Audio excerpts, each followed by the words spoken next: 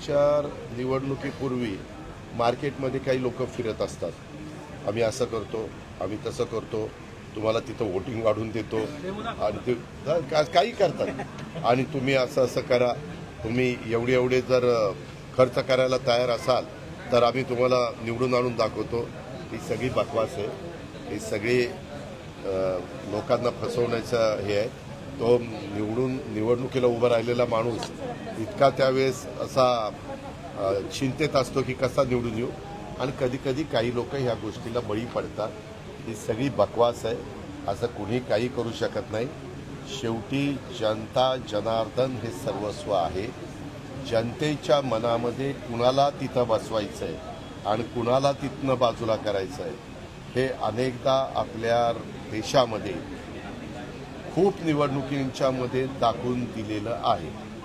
मागे अनेक वर्ष काँग्रेसचं सरकार होतं. आता 2014 पासून अनेक वर्ष मोदी साहेबांच्या नेतृत्वाखालचं सरकार आहे. परंतु वेगवेगळ्या राज्यात वेगवेगळे बदल त्या बाबतीमध्ये होत आहे.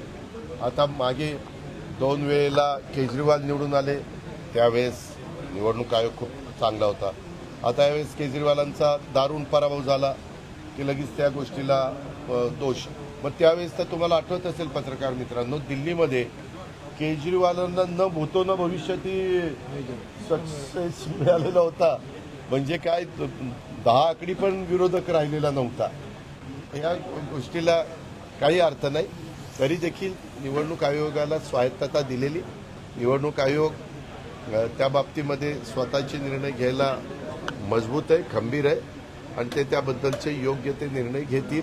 कारण कुणीही व्यक्ती तिथं बसल्यानंतर त्यांना पारदर्शक निवडणुका व्हाव्यात आणि त्याच्यामध्ये कुठंही त्याला गालबोट लागता कामा नये ही काळजी घ्यायची असते. उलट निवडणूक आयोग जर कुठले अधिकारी बदलले नाही तर ते आदेश देतात आणि त्यावेळेस तुम्हाला मुख्यमंत्र्यांना पण तिथं त्यांचं ऐकावं लागतं. म्हणजे CS ऐकतातच, कारण आचारसंहिता लागू असते.